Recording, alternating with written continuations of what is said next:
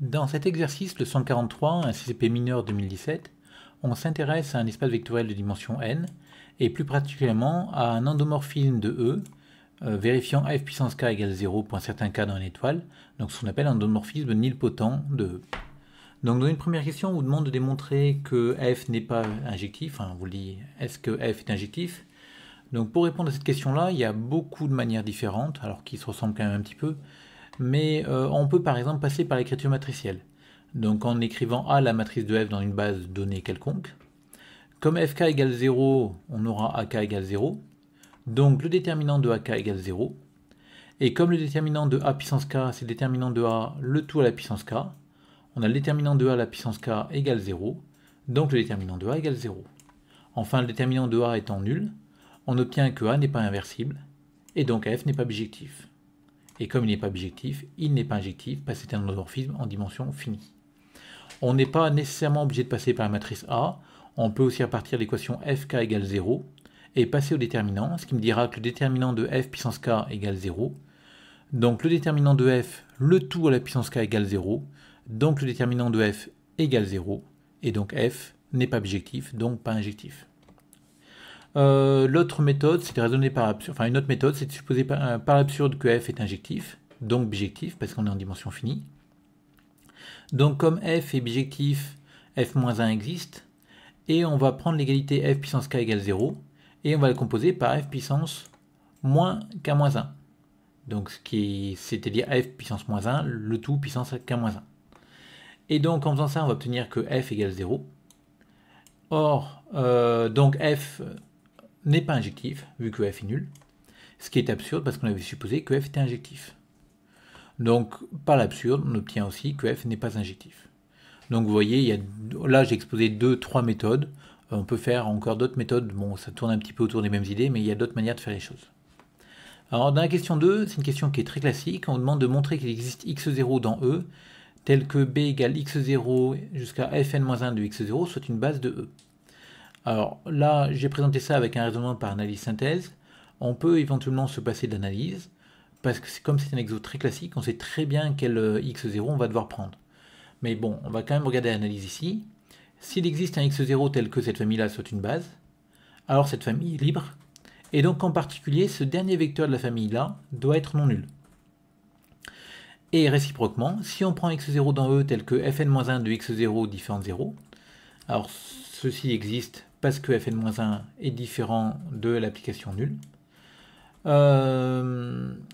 Alors, si on prend une combinaison linéaire de ma famille, lambda 0 x0 plus lambda 1 f de x0 plus lambda n-1 fn-1 de x0 égale 0, on va démontrer que chacun des coefficients est nul, donc que la famille est libre, et comme elle aura le bon nombre d'éléments, ce sera une base de E. Pour démontrer que la famille est libre, il y a plusieurs techniques. Il y a la technique que j'exposerai après, mais il y a aussi une technique qui consiste à se dire, bah, tiens, je prends cette égalité-là, et je vais composer par f puissance n-1, qui est une application linéaire, et par linéarité, on va obtenir lambda 0 f n-1 de x0, plus lambda 1 f n de x0, mais fn de x0 va être nul, parce que fn est nul. Plus, etc., plus ce dernier, lambda n-1, f 2n-2 de x0, qui va faire aussi 0, parce que fn est nul. Donc f de n-2 sera nul aussi. Et vous voyez qu'il va juste me rester mon lambda 0 fn-1 de x0 égale 0. Et comme fn-1 de x0 est non nul, j'obtiens lambda 0 égale 0. Donc je reprends mon égalité maintenant avec que ce bout-là. Et je vais faire pareil en composant cette fois-ci par f puissance n-2. Et je vais obtenir comme ça lambda 1 égale 0. Et puis je vais continuer en itérant, démontrer les coefficients sont nuls à 1 à 1. Alors on peut faire aussi une méthode tout à fait différente, donc un raisonnement par absurde, en supposant qu'il existe un i tel que lambda i différent de 0. Donc dans ce cas-là, on va poser k égale le minimum des i tel que lambda i est différent de 0. Ça veut dire que ma somme que j'ai écrite ici, d'ailleurs j'aurais dû la faire commencer à 0, cette somme-là, elle va être égale au terme avant k, plus les termes de k à n-1. Vous remarquerez ici que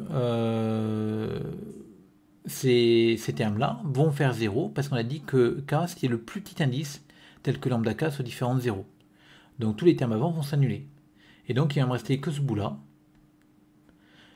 Et je vais obtenir, donc c'est égal à ça. Maintenant, je vais prendre mon égalité. Alors là-dedans, notez bien que lambda k est différent de 0 par définition de k. Et je vais composer par f puissance n-k-1. Et donc en composant par f puissance n-k-1, je vais obtenir 0, parce que c'est égal à 0 de ce côté-là, égale f n-k-1 de 0, égale f n-k-1 de cette quantité-là. Par linéarité, j'obtiens que c'est la somme des ce truc. Et là, dans cette somme-là, je vais sortir le terme en i égale k, et vous remarquerez pourquoi j'ai pris n-k-1 ici. C'est parce que pour i égale k, cette quantité-là fera exactement n-1. Et pour les autres termes, de k plus 1 à n-1, ben ce n plus i moins k-1 va être plus grand que n. Et donc ça va faire 0 parce que fn est nul. Et donc il va me rester que ce terme-là. Et comme lambda k fois cette quantité égale 0 et que fn-1 de x0 est différent de 0, eh ben on obtient que lambda k égale 0. Ce qui est contraire à la définition de k. Et donc par l'absurde, on a démontré qu'il n'existe pas de i tel que lambda i différent de 0, c'est-à-dire que pour tout i, lambda i égale 0, donc on a bien la liberté. Donc pour conclure, il y a le bon nombre d'éléments, donc tout va bien. Donner la matrice de f dans cette base B, alors là c'est juste une définition de l'écriture matricielle. Par définition, c'est la matrice dans B de f de x0, fn-1 de x0, fn de x0. Déjà on note bien que fn de x0 va faire 0. Et après je dois écrire f de x0, mais dans cette base-là, dans cette base-ci. Et on voit que f de x0, je prends 0 fois x0, plus 1 fois f de x0, plus 0 fois les autres.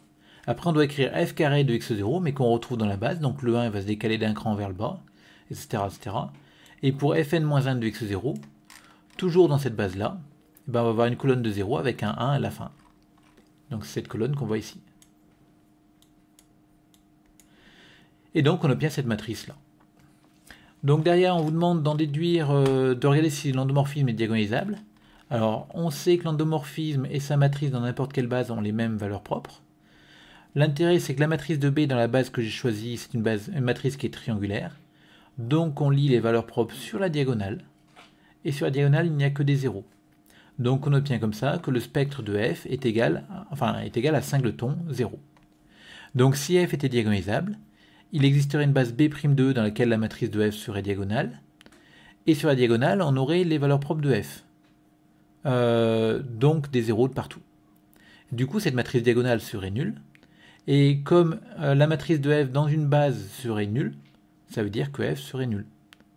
Or, f n'est pas égal à 0. Alors, bon, ça, on y reviendra après. Mais sinon, on aurait fn-1 égale 0, donc c'est contraire à l'hypothèse de départ. Donc, par absurde, f n'est pas diagonalisable.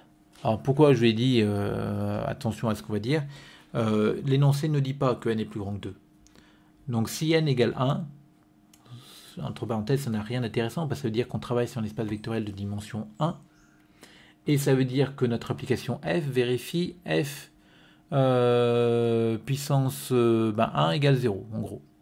Donc c'est un endomorphisme très intéressant, c'est l'application nulle. Bon, donc on va pas en faire grand-chose. Donc là, bon, je me suis placé pour écrire cette ligne-là dans le cas où n est plus grand que 2. Si vous voulez vraiment le faire, vous pouvez le faire pour le cas n égale 1. Dans ce cas-là, f est nul. Et comme f est nul, bien sûr, c'est diagonalisable. Mais bon, on est en train de parler d'un endomorphisme diagonalisable en dimension 1.